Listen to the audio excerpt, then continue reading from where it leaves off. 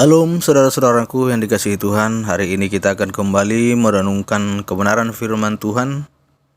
Mari kita berdoa. Ya Bapa di surga, dalam Yesus Kristus, terima kasih Tuhan untuk kasih penyertaan-Mu dalam hidup kami hingga hari ini. Kami akan merenungkan kebenaran firman-Mu Tuhan.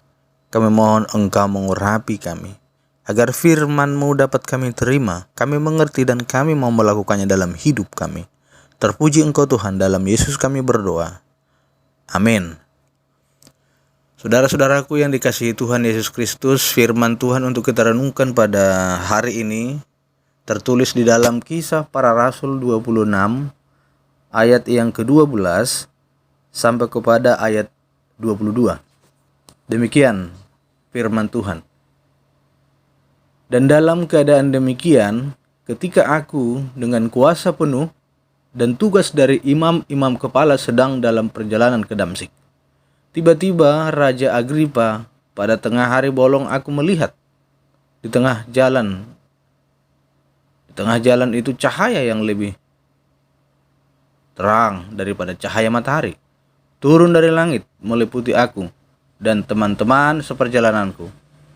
Kami semua rebah ke tanah dan aku mendengar suara-suara yang mengatakan kepadaku dalam bahasa Ibrani, Saulus, Saulus, mengapa engkau menganiaya aku? Sukar bagimu menendang kegalah rangsang. Tetapi aku menjawab, siapa engkau? Tuhan. Kata Tuhan, akulah Yesus yang kau aniaya itu. Tetapi sekarang bangunlah dan berdirilah. Aku menampakkan diri kepadamu untuk menetapkan engkau menjadi pelayan dan saksi tentang segala sesuatu yang telah kau lihat daripadaku, dan tentang apa yang akan kuperlihatkan kepadamu nanti. Aku akan mengasingkan engkau dari bangsa ini dan dari bangsa-bangsa lain, dan aku akan mengutus engkau kepada mereka, untuk membuka mata mereka, supaya mereka berbalik dari kegelapan kepada terang, dan dari kuasa iblis kepada Allah, supaya mereka oleh iman mereka kepadaku memperoleh pengampunan dosa, dan mendapat bagian dalam apa yang ditentukan untuk orang-orang yang dikuduskan.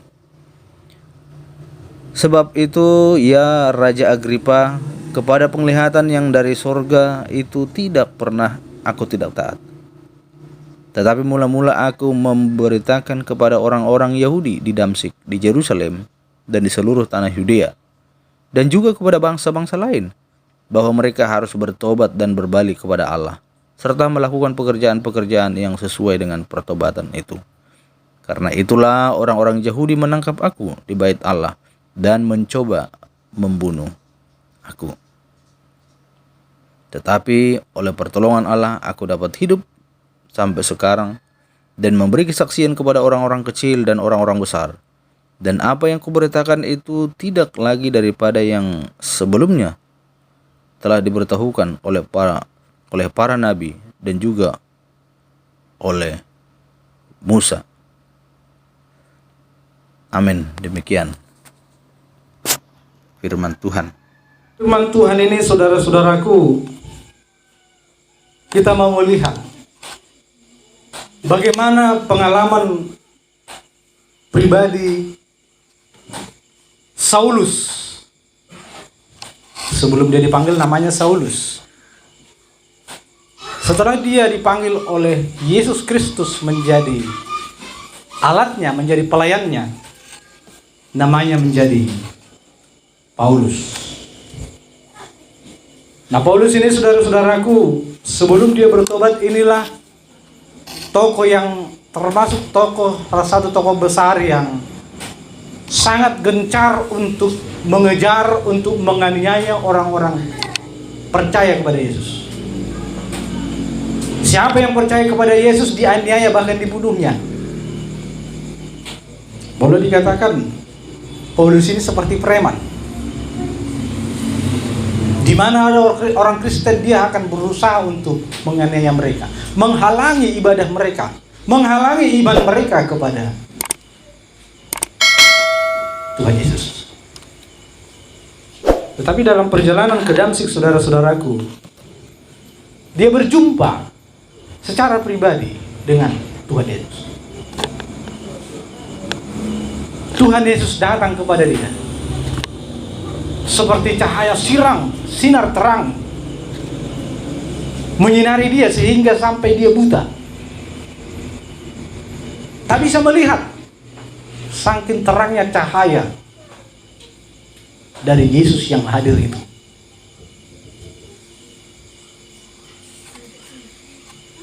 Dan saat itu juga saudara-saudaraku, Saulus tersungkur, terjatuh. Dan di sana jugalah Yesus berbicara. Akulah yang engkau aniaya itu. Akulah yang engkau aniaya itu.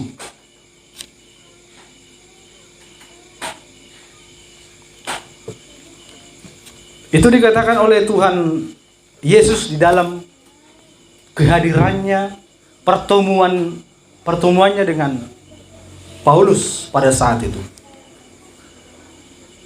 Dan saat itu juga saudara-saudaraku,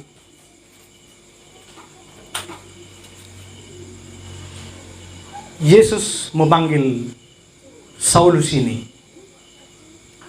engkau akan kuutus, engkau akan kupakai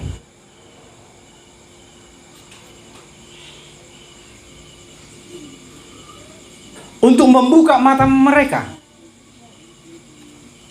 Maksudnya membuka mata orang-orang Yahudi, bahkan non-Yahudi yang saat itu yang tidak percaya kepada Yesus Sang Juru Selamat. Membuka mata mereka, supaya mata mereka terbuka, sama seperti Paulus dalam pertobatannya. Dia matanya menjadi terbuka. Tidak hanya mata rohaninya, tetapi juga mata jasmaninya menjadi terbuka setelah dia buta ketika bertemu dengan Yesus saja. Membuat dia percaya, mengimani, oh memang benar Yesus itu adalah Tuhan. Singkat cerita saudara-saudaraku, kalau kita baca pelayanan Paulus ini dalam perikop ini selanjutnya, sejak saat itulah Paulus mulai membicarakan tentang Yesus. Kalau sebelumnya dia menganiaya orang yang mengikuti Yesus, tapi sekarang dia membicarakan tentang Yesus Sang Juru Selamat. Membicarakan kepada banyak orang, membicarakan kepada, termasuk juga kepada raja, kalau di sini Raja Agripa, supaya percaya bahwa Yesus itu adalah Juru Selamat yang dinanti-nantikan. Tema firman Tuhan hari ini, saudara-saudaraku, pengalaman pribadi bersama Tuhan.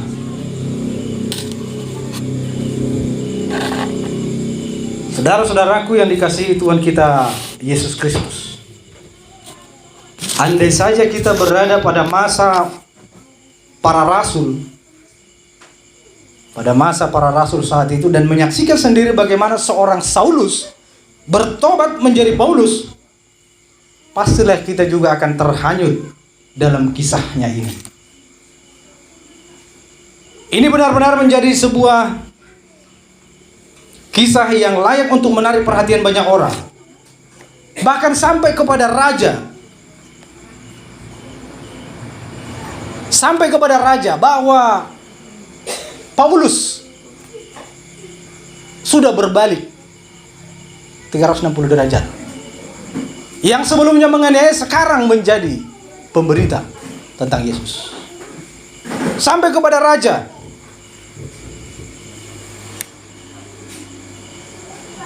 Dan raja ini bukanlah orang yang percaya kepada Yesus.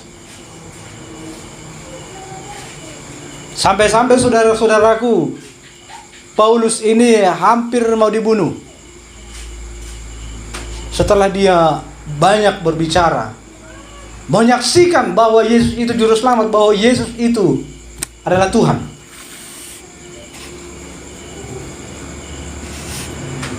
Ketika sampai dia bertemu dengan Raja Agripa, dia tidak bisa memungkiri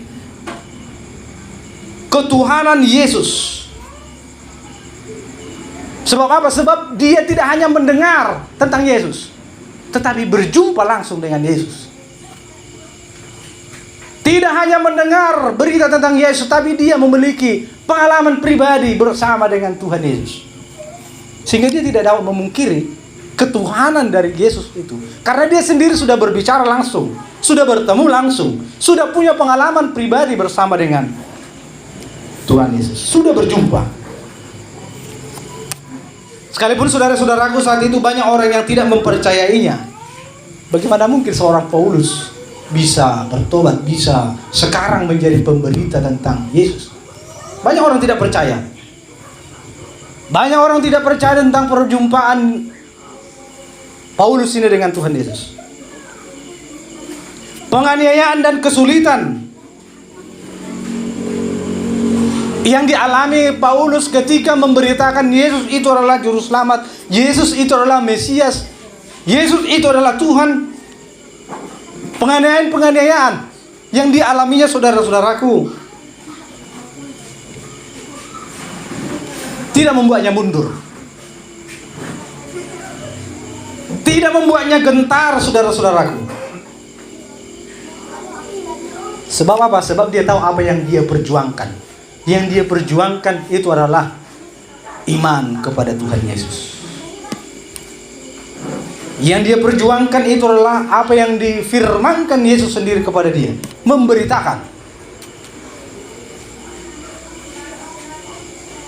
Lalu saudara-saudaraku, bagaimanakah dengan kehidupan kita sebagai pengikut Kristus sekarang ini? Bagaimana pengalaman kita? Apakah kita sebagai orang Kristen mempunyai pengalaman pribadi bersama dengan Kristus? Apakah kita mungkin ada mengalami kemahakuasaan Tuhan dalam hidup kita? Mengalami pertolongan Tuhan? Mengalami mujizat Tuhan dalam hidup kita? Apakah kita punya pengalaman pribadi bersama dengan Tuhan?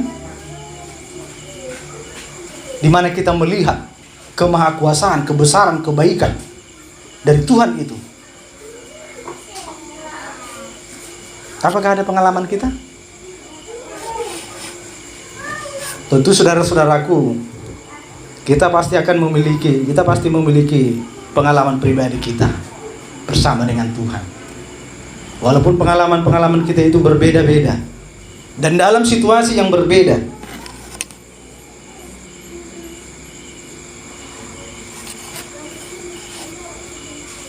Iman di dalam diri kita tidak akan tergoyahkan jika kita mengalami sendiri perjalanan kita bersama dengan Tuhan.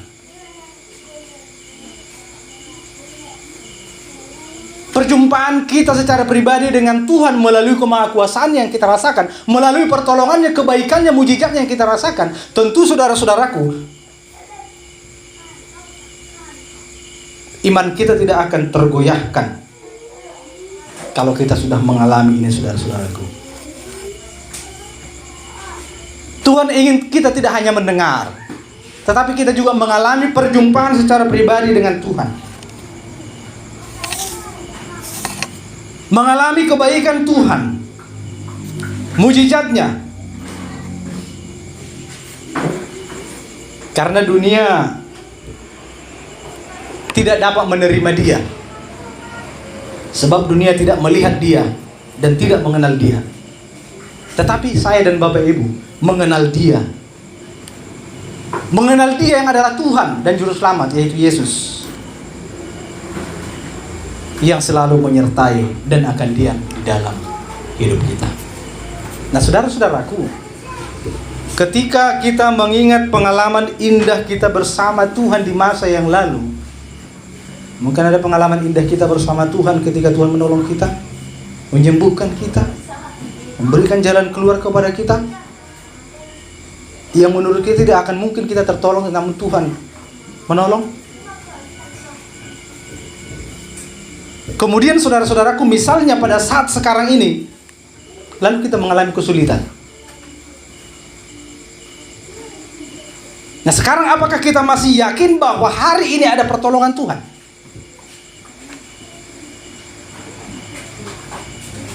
Apakah pengalaman kita bersama Tuhan di masa lalu itu membuat iman kita tidak goyah sekarang? Walaupun kita sekarang mengalami kesulitan?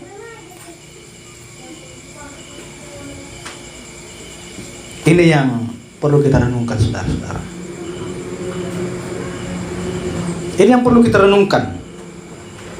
Tuhan Yesus di masa yang lalu masih sama dengan Tuhan Yesus di masa kini. Pertolongan Tuhan di masa lalu akan kita alami juga di masa kini jika iman kita tidak goyah. Kita lihat Rasul Paulus. Imannya tidak goyah. Sekalipun dia dianiaya bahkan hampir dibunuh. Walaupun pada akhirnya dia mati terbunuh, terpenggal. Mati teraniaya.